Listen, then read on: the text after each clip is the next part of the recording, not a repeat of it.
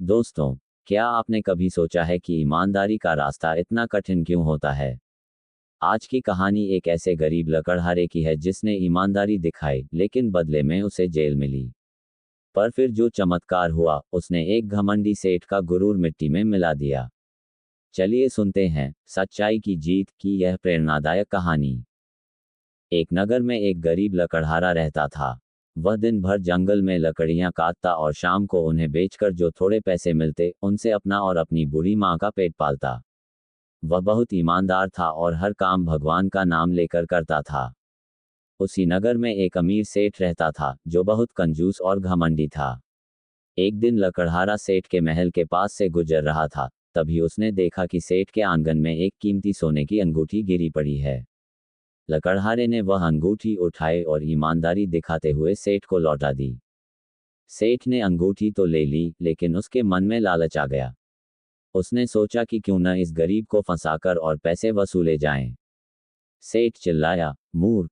मेरी अंगूठी में 2 कीमती हीरे लगे थे, तूने उन्हें निकाल लिया है। अब या तो मेरे हीरे ला कर दे या फिर उम्र भर मेरे यहाँ बिना मजदूरी के काम कर।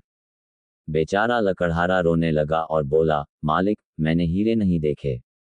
पर सेठ ने उसकी एक न सुनी और उसे बंदी बना लिया।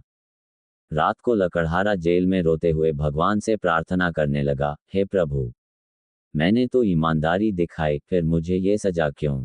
तभी उसे एक आकाशवाणी सुनाई दी, धीरज रख भक्त, कल सुबह का सूर्य न्याय लेकर आएगा।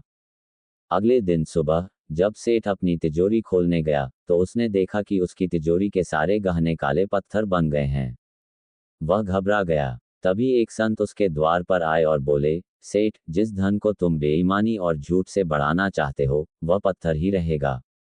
जब तक तुम उस मासूम लकड़हारे को आज़ाद नहीं करते और अपनी गलती नहीं सुधारते, तुम्हारा वैभव वापस नहीं आएगा।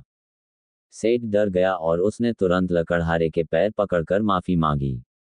जैसे ही उसने लकड़हारे को ससम्मान विदा किया, उसका धन फिर से चमकने लगा।